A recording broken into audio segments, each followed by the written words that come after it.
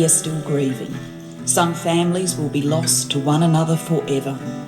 To those of you who face the difficulties of reconnecting with family and establishing ongoing relationships, we say sorry. We offer this apology in the hope that it will assist your healing and in order to shine a light on a dark period of our nation's history. To those who have fought for the truth to be heard, we hear you now.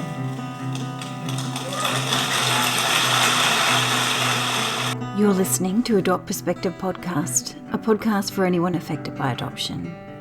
I'm your host and president of Jigsaw Queensland, Jo Sparrow. This podcast is a production of Jigsaw Queensland Post-Adoption Support Service. However, the views expressed are those of the people participating and not necessarily Jigsaw Queensland. The podcast discusses adult themes and listener discretion is advised. Welcome to Adopt Perspective Podcast. I'm your host and president of Jigsaw Queensland, Jo Sparrow. Today's guest was just 16 years old when she lost her daughter to adoption in Sydney in 1973.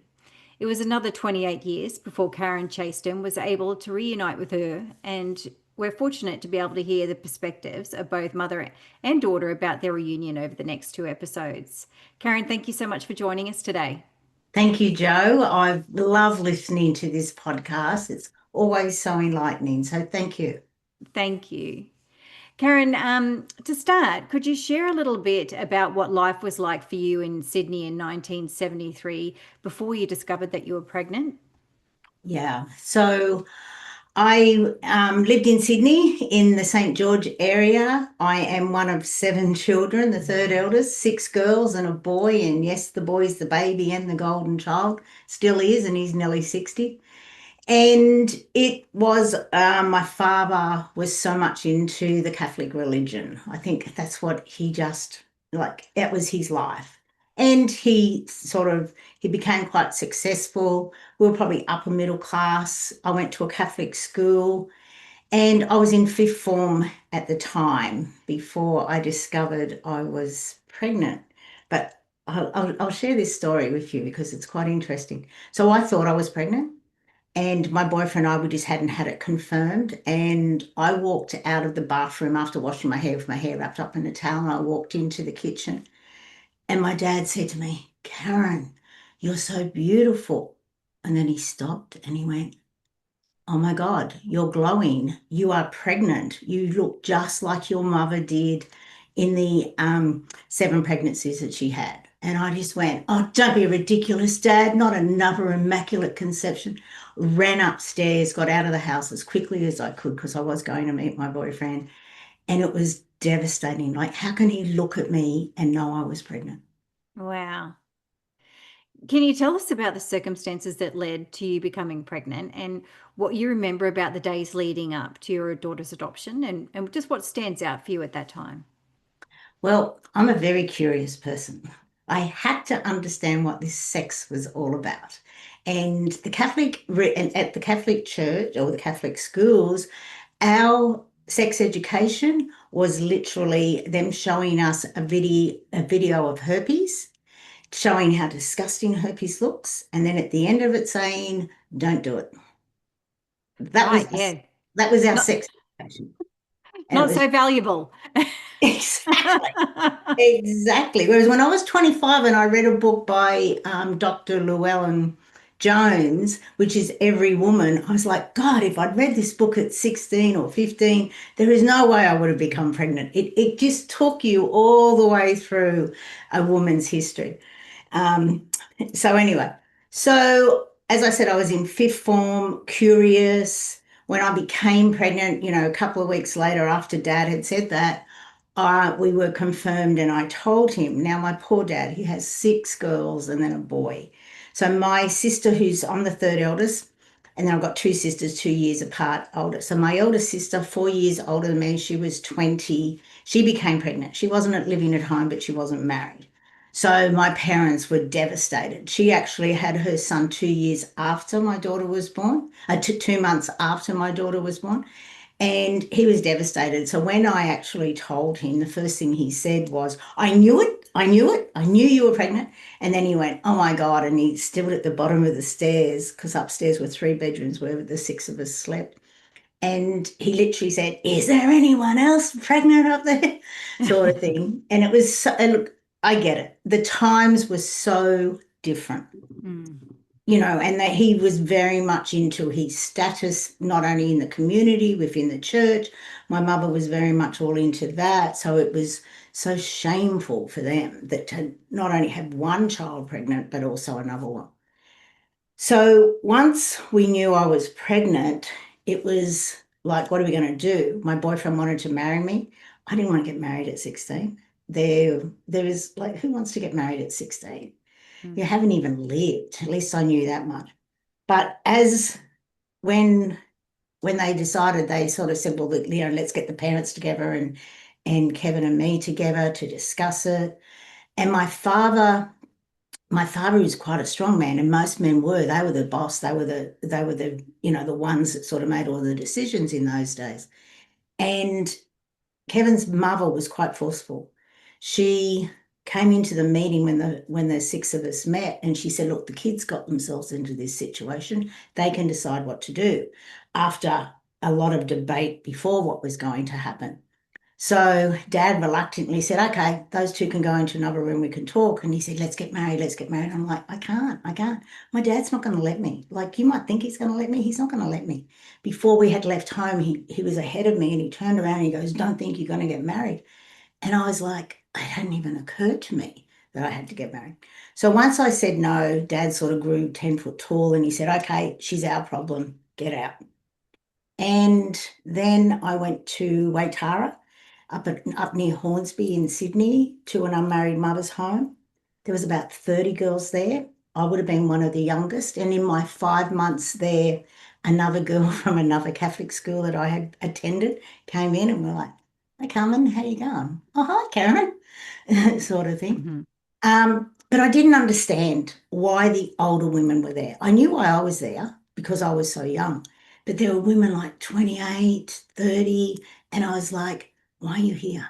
Like, there's no way I would be here if I wasn't this young. Even if I was 18, I would have got married. And they're like, you don't understand how hard it is out there. And I'm like, okay. But it was horrible. And a couple of years ago, I got my records, and because obviously there's a lot of gaps in the records. And there's a record from the home where I went in and I spoke to a social worker, and she said, oh, in the document it said, oh, she's not really sure what she wants to do at this stage. She will decide later on. We'll do some counselling sessions and help her. And then the next counselling session was 3 days after my daughter was born and me signing the adoption papers. So we're like, where's this counselling? Where's this helping me what to decide? Apart from shaming me for the whole 5 months I'm there, my parents saying this is disgusting. My parents were like renovating the house and doing a bathroom. And every time they'd come to visit me, we'd go out for Sunday lunch, and it was always like, oh, we could be home doing the bathroom. Do you think we want to drive an hour and an hour back and spend, an hour with you? And I'm just like, yeah, don't come. My nan was my lifesaver. My dad's mum. Anyway, she used to come and see me twice a week, and she would have been, so at 73, so she would have been 78, because she was 5 at the turn of the century, into the 20th century. And, I think about it, like, she never drove a car, and she lived in Arcliffe. So she had a walk down a big hill, catch the train to Hornsby, then a walk to where I was, and then she'd do it the reverse. And she did it twice a week, which is why when I named my daughter, I called Eliza Mary after my grandmother. And Liza, this is another thing, this goes to show how young I was. Liza after Liza Minnelli, because Cabaret had come out around that time, and I saw Cabaret through my young eyes. And I just saw this magnificent woman on stage, so confident, so full of life, and nothing seemed to worry her. And that's why I called her Liza. And I know her name was Sally Bowles in the movie, but I just thought that's what I want for my daughter, to be courageous, to be able to be on the life stage and just be great. Then, of course, when I watched it as an adult, I was like, oh my God, she's the most insecure person off stage that you will ever meet. And it was like, how did I not see that? I know. It's amazing what experience changes in our lens that we look at things through. Exactly. Even though I thought I was all grown up and so wise, I certainly wasn't at the time.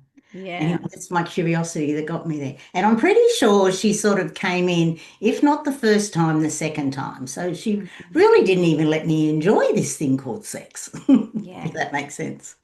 Can you tell us what happened with regards to your daughter being born? What was that experience like for you and immediately afterwards? Ah, it was so. Most people are probably aware that your pregnancy and your birth experience will be very similar to what your mother's was.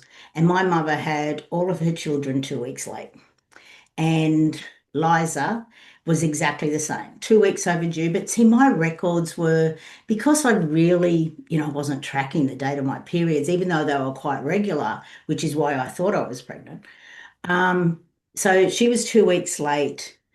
And this is where the hospital records are wrong. Like, she was born. I know I went into the hospital, which we went into the Mater Hospital, which was a public hospital back in 73. It's now a private hospital in North Sydney. And so my mum came and got me, and it was a Thursday afternoon. My records had me down as a Tuesday afternoon, which is impossible because they induced me as soon as I went in, and she was born the Saturday morning. So it was a really long labor, to the point where they wanted to give me a Caesar. But even though most of the hospital staff were not playing nice, because of, baby for adoption, the doctor, the gynecologist said, no, no, no, she can't have a Caesar. She's too young. Because in 73, the Caesars went from the navel down, whereas when I had my Ben in 81, they went across the hairline. So he's like, no, no, we can't scar her like that. She's way too young. So let's just keep trying. But this is where it's quite ridiculous. So they rang mum, who was in Bexley, an hour's drive in those days. It probably still is an hour's drive with all the traffic down there. And she had to come to sign a form for me to have a Caesar. And he said, we'll just do one last time. We will deliver her by forceps. If not, we'll have to do a Caesar. Because obviously, such a long labor, it was 33 hours. She was distressed. I think I had 2 epidurals in that time. And of course, they scared the hell out of me, like, do not move, we could paralyze you. And it was just like, oh my God, in there alone, all by myself. Mm. And there was the Italian lady over there who was screaming, and I was like, can you have a bit of decorum, please? Sort of thing. It was so, I just remember those things so clearly. So she did come by forceps. I went into postpartum hemorrhaging, which only from my records I know all this. She went in to be intubated. I ended up losing 3 liters of blood, and we only have 5 in our body. So it was quite horrific. And then I was put in a ward with all these women who have had hysterectomies. So I wasn't even in maternity. Well, I was, but in a different section, if that makes sense, of that area. I did not see her. I do not remember seeing her in hospital, but so I spent a week in hospital.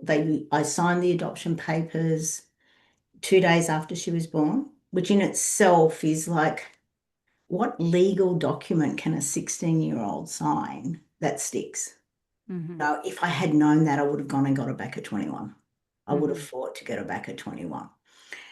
But of course, that was all gone. So I then spent a week in hospital, and then another week back at the home, and I got back just before Christmas to my parents' place. And my counselling was, well, that's done now. So we can forget all about that and move on. Yeah. I know, that's my counselling. But Kevin and I did visit her 3 times in the hospital before the 6 weeks was up. And each time, I can remember these clearly, I would sit holding her like this. He was in my ear, we've got to get married, we've got to keep her, we've got to get married. And I was just like, I can't. My dad won't let me. I've shamed him too much. I can't. How ridiculous is that as an adult? Like when I look back, I go, seriously, I was more worried about my dad than I was about my own daughter. Ridiculous. On the last visit, they said, do not come back. We're breaking the law, which we all know now they weren't breaking the law. You just don't come back. We're not going to let you see her again. And I feel now that she was either being adopted later that day or the next day, which is why they sort of said that. Yeah. I know. I'm so sorry. Yeah, I know. It's ridiculous how brainwashed I was. And I was so brainwashed into the the rhetoric of if you love your child, you'll give her up for adoption, you'll give her up for a better life, you're selfish if you want to keep her, who do you think you are, all those sort of things. How are you going to look after her? Are you going to become a prostitute? And what's really ridiculous, is this is even worse. So Kevin's family he had there was 4 boys, and then they adopted a boy probably 10 years after the youngest one. And Kevin was the third eldest. And then after Kim was born, they did end up adopting a little girl. But they tried to adopt her. They tried to adopt Kim. And because they weren't Catholic, like they had adopted a child at the time, they had fostered many children, and the Catholic Church wouldn't even talk to them because they weren't Catholic. Yeah. Like, Kim's like, this is disgusting. I'm sort of like, I'm sort of glad they didn't adopt you. Like, that wouldn't have been good either, if that makes sense.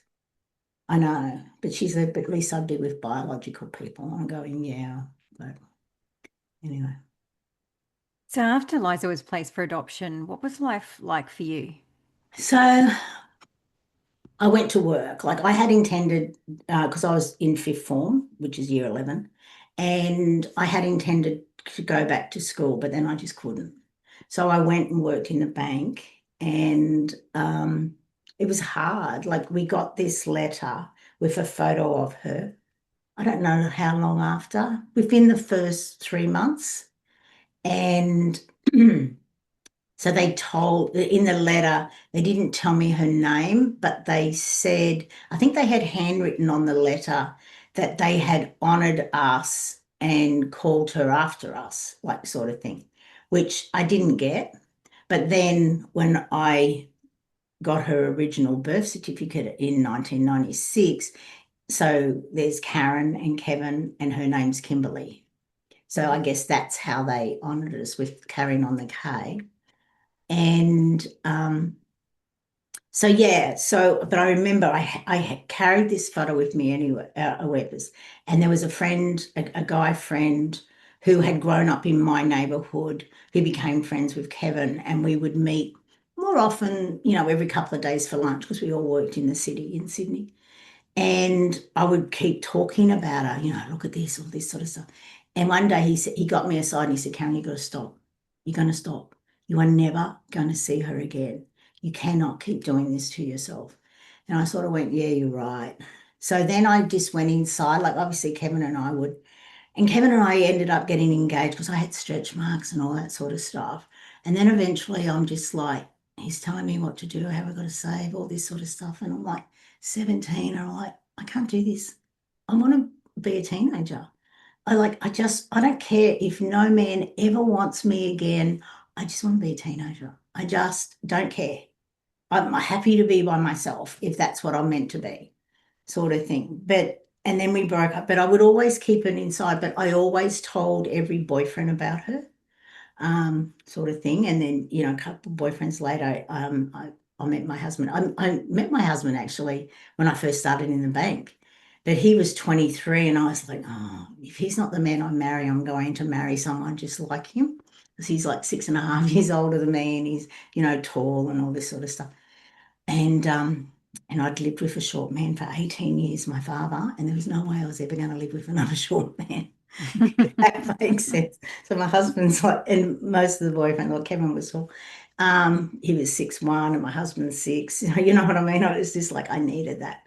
But from 21, so I got married, and I started dating him, and then I got married in the March, and I turned 21 in the June. And not long after that, I started going to see clairvoyants because being older and more worldly, I, would hear about what some fathers would do with their children and all that sort of stuff. And I really got worried about it because I was like, well, if you've got two children and one's adopted and one's biological, who are you going to molest? And I was really, really worried about it. So I thought, what have I done? Like, who knows what's going on? Especially then, you'd start hearing rumors about the Catholic Church and all that sort of stuff. So you're like, oh my God. So I'd go to clairvoyants quite regularly, every 6 months, every year, just to check in on her. And they'd always say, yes, she's happy, she's protected, she's safe, everything's fine, she's, loving her life. She'll contact you at 21. And I went, cool, okay. So each time I go, different ones, they'd all say something very, very similar. So just before her 22nd birthday, a couple of things happened. So this was in 95.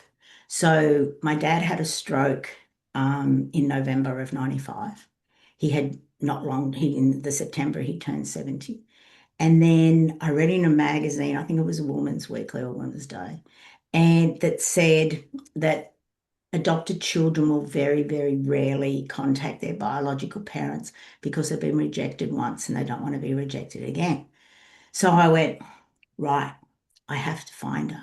She hasn't contacted me. She's nearly 22, so I'm going to have to find her. So I flew to Sydney with all my documentation and just went to birth, deaths and marriages and completed the form to get her adoptive birth certificate. This is how easy it was back in 95. So I went probably around her birthday, which was early December, and I had the information by the March. And they sent me the birth certificate, gave me so much information. It had their names, their ages, their address at the time, their occupation, her name. And I was like, this is easy. So I called a sister in Sydney and I said, can you look up the phone book, look for this? And then the name came up and it was in a similar suburb to where it was originally. It wasn't the same suburb. I thought, great.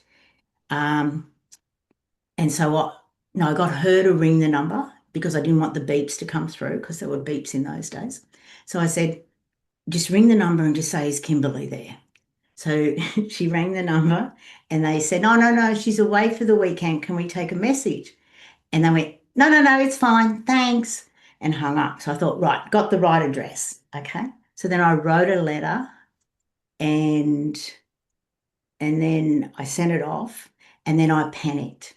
I thought, oh my God, what if she doesn't know she's adopted and she's received this letter from this woman who she'll probably think is crazy, or she just found out she was adopted. So I got really worried. So I got another sister. It's the advantages of having multiple sisters. Got another sister to ring her, so to ring the home. So she rang the home and her adoptive mother answered the phone.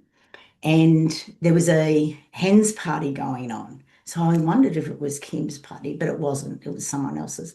I found out later. But she was really nice. And she said, no, she knows she's adopted. She's been working through the letter. It's up to her. And I had said in the letter, if you never contact me again, that's great. I hope you've had a great life. And I totally understand, because I never ever thought I'd be the one to write the letter because I was like, I have no right to write the letter.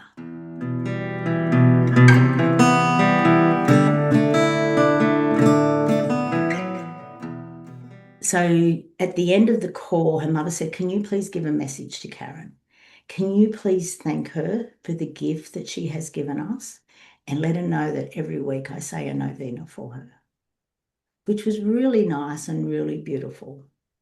So then I just waited for her to respond. At the time, I was working at Dreamworld. I'd been at Dreamworld for a long time. And my boss said to me, "You are never going to get paid what you think you are going to get paid until you get your bit of paper." So I trottled off to Bond University and did a master's in accounting for the years, which filled the gap because it took her 5 years to respond Mm-hmm. to my letter. Right. So she's responded. Yeah. What happened after that? Okay, so it was the sister who I the second the sister the second sister the sister who I got to make the phone call the second time.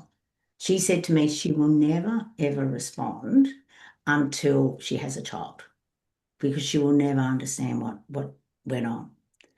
And I hate it when that sister's right because she's always right. So she responded to me in 2001 in around Easter, and the September before she had her first child, a daughter. And she told me that it was the first time that she looked like anyone. And she was like, "This is so wrong. Like, how can your child be the first person that you that looks like you?" And then it was, "But how did she give me away? Like, there's so many things." And it was also like, what happened to me in that 6 weeks in hospital all alone? Because I can see how she's interacting with me in those 6 weeks and how much she's changed and smiles and does all these sort of things. And who was doing that for me? So it was like, I have to know. And as any woman knows, when you're pregnant, the medical history questions that come firing at you and continually saying, "I don't know, I'm adopted," just doesn't really make it, does it? It doesn't, and it can be quite traumatizing to be asked those questions and to have no answers and have to share that information. Yeah. Yeah. So she's been in touch with you. Can you share about your first time meeting? Like, how did contact go after that? Yeah. So when I received the letter, I then, because over those years, I was married and had three boys. I had Ben in 81, Kim 73, Ben in 81, and then twins in 84, Josh and Dan. And I always thought when I was given, like I have twin sisters, and my grandfather had twin sisters. So even though it was like genetically in there, I always thought it was because I did the right thing by Kim. I thought it was like a gift for me to carry twins, because anyone can have a baby, but it's pretty special when you carry twins, especially when you're only 5'1", and it's sort of it's a lot. And they were quite large babies. They were 6'6" and 6'9", so I had 13 pounds of baby carrying. But yeah, so I then thought, well, I need to tell the boys. And the boys so they came around and Mum came around and we sat them down. Ben was 20 and he was living out of home, but they all came for dinner and I told them. And Ben was like, "Oh, cool. Always wanted a sister." Dan was, "Okay, this is cool. Yep." Whereas Josh wasn't.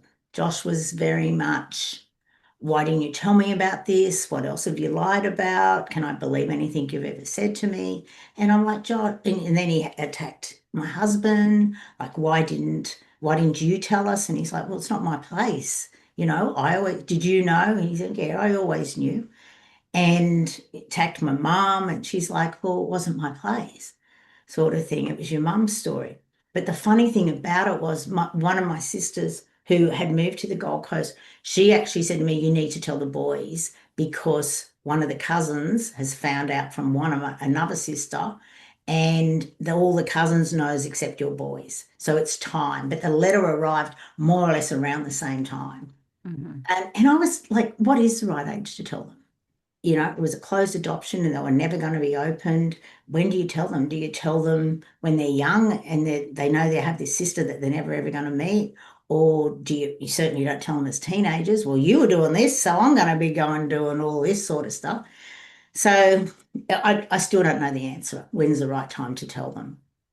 But so they found out. I responded to her letter, which freaked her out because I literally responded the next day. She's like, which I didn't know. it took 5 years for me to respond. I wrote so many drafts over that 5 years, but I just couldn't send them. And you've responded in a day, like, this is, whoa, this is too much. But from my perspective, I've been waiting for this letter. And of course, I'm going to respond straight away. So we did a couple of letters backwards and forwards. And then I was waiting for her to call me because I kept saying, call me, and she didn't. So I had to go to work one Sunday morning. I had to catch up on something. So I got home and I thought, right, I'm going to ring her. So I just called her, and she said it was good because she was never going to ring me. But it was also like, oh, so this is what you sound like. And, it was a nice call. The first thing she said was, thank you for not aborting me. And I'm like, it wasn't even in my choices. Like, it was get married or have adoption. Like, I had no problems with people having abortion, but it's just not in my psyche. So it was just like that. So then we ended up faxing each other as well. And then we set up to meet around her birthday of 2021, which was nerve-wracking, as you can remember, as you might think. So I flew to Sydney. I was staying at my brother's place. And then we met in Manly in Sydney. And we met like at the end of the Corso. So my husband grew up on the Northern Beaches. So I knew the Northern Beaches a little bit. So I just literally got off the ferry, walked straight down the Corso to the beach. Along the way, I grabbed a red rose and she was standing there. And the first thing, even though I had seen photos of her, I was literally like, oh my God, you've got my mouth. And then as I sat there at lunch, like opposite her, I was like, you've got my mouth, you've got my sister's nose, another sister's this. And it was just, I could just see her, and I could also see Kevin's auntie in her. And it was just like, oh my God, I can see everything. And of course, I'd say this, and she's like, well, yeah, it means nothing, sort of. But I was just amazed at how much, even though we look similar, as we've got older, we look more and more alike, as you know, as you've met us. Yeah. And so you're a few years in now. What has reconnecting with Kim brought to your life? Well, initially, a lot of heartache, a lot of pain. It was tumultuous. So that was 2001. Come 2003, my circumstances changed up here, and the kids were all traveling and this and that. And I'd finished, all my degree and my CPA and all that sort of stuff. So I was like, well, let's go back to Sydney. Like, let's go back and live in Sydney, because I left Sydney at 19. So let's go back and live there. And my husband was like, yeah, okay. And we went to the Northern Beaches, which freaked her out because that's where she lives. And unknowingly, even though like I should have known from the letter, the first address of the letter that I first wrote, I planted myself in between her home and her adoptive family's home, which did not help. So many misunderstandings, so much trauma, so much, just there's one incident. Well, there's a couple actually. So before I moved to Sydney, I sent a present for her daughter's first birthday before we'd met, right? And she called me and she thanked me and she said, I don't want you to do that. I don't want anything from you, right? So I took that as meaning you're not the grandmother. Don't do that. Don't send presents, right? So I never sent any more presents. Even when I knew she was pregnant with her second child, I never sent a present. But that wasn't after years later, like probably about 15, 16 years later, we have the discussion about this. And she said, no, that's not what I meant. I meant, I don't want anything from you, as in, don't think you have to give me something. And I'm like, well, no, I didn't. And she said, and I really love that gift. She said that because I bought her a little outfit, and she said she had it on all the time. And every time she wore it, I was like, that's a gift from my mum. I just love this dress, sort of thing. So misunderstanding there. The second misunderstanding was when I was moving to Sydney, I was down there to let her know when we met for coffee, and she had her son, her second child, with her. And it was in winter and he was covered up, and I thought she had covered him up so I couldn't see him, so I couldn't look at him. And I was like thinking, oh, can I pinch him so he wakes up, or what can I do? And so I walked away crying, going, oh my God, she doesn't even want me to see her child. She walks away crying, going, she's not even interested in seeing my child. She didn't even ask, like, what's going on, sort of thing. Misunderstanding, misunderstanding. And of course, we carry that on. So then when I moved to Sydney, she's not even really interested in me or my children. Like, she doesn't send them presents, or she doesn't do this, all this sort of thing. It was all from that. Mm-hmm. And I became very, very needy, and I'm not a needy person in any way. And the more needier I became, the more I pushed her away. Mm-hmm. And then we would meet up for dinner probably 6 months every year. And then we met up one time, it would have been in 2006. And she started talking about her third child. And I go, wait, stop. The last time we met, you had 2 children. And she said, yeah, Jack's 1. And I went, has it really been 2 years? So yeah, so we went on. So it just continued on and on and on. And then in 2011, Dan, my youngest by a minute, passed away at my back door in Narrabeen. I'm sorry. And which was last thing we expected on a Sunday morning, as you can imagine. We thought a healthy, 27-year-old had gone out the night before. Mm. But so I called her that day, and we hadn't spoken for quite a while. And of course, she was, devastated. And she didn't come to the funeral because we had the funeral in Queensland, and it was just all too hard for her, which I understood. And so then after that, we met up, and, her husband said to me, oh, we're going to see more of you now. And I said, oh, great, that'll be good, But it never sort of happened because we just continued with our misunderstandings and all these sort of things, even to the point, like, when the national apology happened, she texted me that afternoon. So on the 21st of March, 2013, she texted me and she said, how are you feeling? And I'm going, fine, why? And she said, oh, the apology. And I said, well, that has nothing to do with us.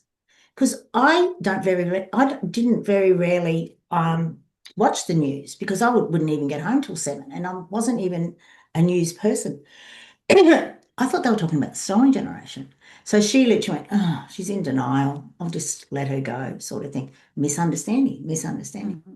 Then in 2017, 2018, we sort of came together. Oh, that's right. She gave me the Primal Wound to read in early 2018. And then she started talking about it. And I said, okay. And then the next day I said, what's that book again? I'll get it.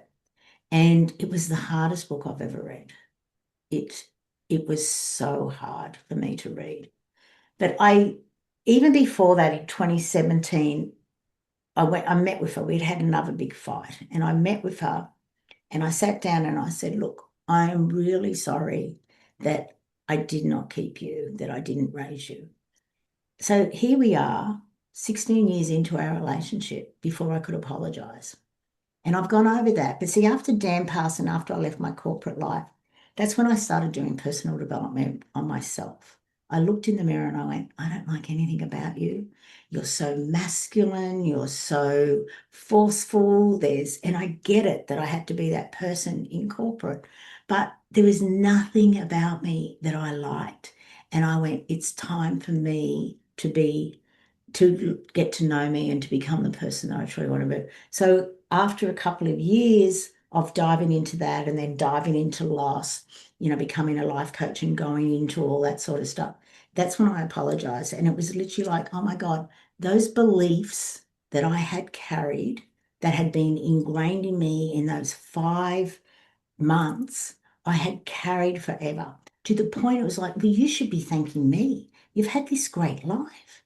But of course, she was only saying to me what she thought I wanted to hear, sort of thing. And her parents did not make it easy at all. They put so many stipulations on her. Yes, write the letter. but never mention it again to us. Don't tell us about this. Don't, all this sort of, don't tell your half brother. Her father had a son who was 12 years older than her by my first marriage, and she wasn't even allowed to tell him that we were in reunion. Like, he finds out in 2021, we'd been in reunion 20 years. It's ridiculous, all these stipulations. So once we came to a point, and when I moved back to the Gold Coast, so I moved back to the Gold Coast in 2019 because Josh was having his first child. He got married in 2018, and he was having his first child, and he says, it's time for you to come back now. And I went, yes. And I was very much like, well, I haven't been allowed to be a grandmother to her 3 children. I'm not going to miss this opportunity. And so I did move back then. And that's when we actually got closer, believe it or not. I was living 10 minutes down the road from her, and I had to move back to the Gold Coast because then it was we had to spend time together in each other's homes. It took me a while, but I had a girlfriend that lived not far from her, and I spent a lot of time with her. And she was amazing. She gave me her car to use whenever I wanted to, and all this sort of stuff, and the accommodation, to the point that in 2021, I think it was the March, maybe it was the May of 2021, right? We decided that it was time for us to talk to my mother, right? My mother's 91. Her mother is actually a month older than my mother. So the 91-year-olds, they were both born in 1930. So I thought, even though she's met my mum, we've never really had a discussion with her about why. Like, you're a mother of 7 children, and actually their first child had died. So at birth, the cord had strangled the first child. So you are a mother. Yes, you're not a huggy mother, and you're not a, sort of thing. So I flew to Sydney at that time, I think it was the 23rd of May, for 5 days. And as I was flying down, my daughter-in-laws were ringing me going, don't go. They're talking about lockouts. The Premier's talking about you're going to be locked out. You won't be able to get back. And I was like, I need to go. I need to go. Because, my mother's 91. Who knows what happened? I need this opportunity to sit and talk to her. You can't talk to her on the phone, and we want to be together. So I flew to Sydney, and then that afternoon I got locked out. And then on the Friday, just after we met with my mother for a couple of hours, and I got probably more answers than what Kim got. I was really hoping Mum would apologise, but she just didn't. And I didn't want to tell her that's what Kim's wanting, because I wanted her to be authentic. And I knew she wouldn't. She was still too much in the shame of the time, how it was the right decision. Which was really horrible. But then we got and then Sydney went down into the 2-week, lockout to flatten the curve, all that sort of stuff. So I ended up staying 6 weeks, which was the best thing for our relationships. I had my girlfriend, and she said, take the car. So we would walk. We saw every sunrise in that 6 weeks. Kim and I would walk for an hour. We'd meet on Manly Beach or on Curl, and we would walk. And that's how we really got to know each other, really deep down. And our misunderstandings of like, really? No, that's not what I said. No, that's not what I meant. All that sort of stuff. 3 weeks in, so my girlfriend, she had at the time, I think her son was, so my girlfriend's like 20 years younger than me. And she had, I think he was 5. He was at school, so he's either 5 or 6. And because I'm very noisy, because I grew up in a large family, so we're noisy. And she was talking to her ex-husband, who was in Queensland, but he was in Queensland working and he couldn't get back, but he had a unit just up the road from her. So he said to her, look, I've met her. I know how loud she is. So why don't you take my car and give her my unit and she drive your car? So for 3 weeks, I had my own car, my own accommodation, and that's what happens when you make a heart decision as opposed to a logical decision. So, yeah. So Manly Beach holds a lot of healing power, I imagine, a lot of history and memories. Yeah. It really does. And on Manly Beach too, there is this statue, they call it the twins, and it's women sort of like doing a yoga pose but coming together. And it's amazing. I actually have a photo of it in my house. I've always loved it because I worked in Manly when I was in Sydney, and it's just got so much powerful energy.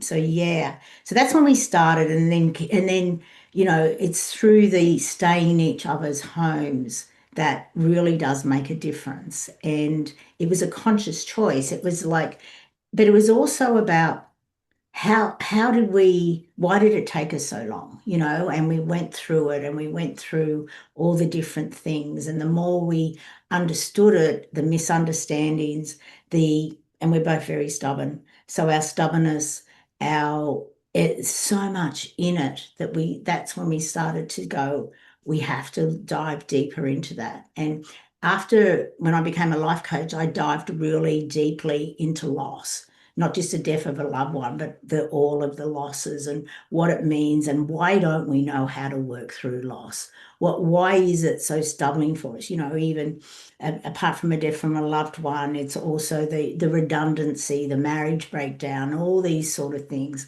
And then there's a list that I have, which have over 40 different kinds of losses, and adoption wasn't originally on that list. And Kim's going, I don't understand why you haven't put it on. And I'm going, yeah, you're right. I don't understand either. I haven't dived into adoption, I guess, like the way I should. I need to figure this out. I have to go deeper into each life stage, and it doesn't start at birth, it starts at conception. And people need to understand that every child bonds with their mother during that 9 months when they're in utero. And they're listening to her, and they're hearing her, and they're taking on her emotions. So imagine a woman of any age who is pregnant, not really game to love their child too much, because they know that more than likely adoption is the solution at the end. I also think that her 33 hours of labor was her hanging on tight, going, I'm not letting go, because I'm not going to see you for a while. So I'm not going to let go, because we all see those shows where they all end at them all walking off hand in hand. But that's when the hard yards start. It doesn't end there. The greater public understanding that the things they say are so wounding, and it's not as though it's intentionally, it's just through ignorance, through lack of education. Thank you so much for sharing your story with us today. And your courage and resilience in the face of such painful experiences is truly inspiring. And I wish you all the best on your continued journey of discovery, healing, and connection. And I look forward to talking to Kim next.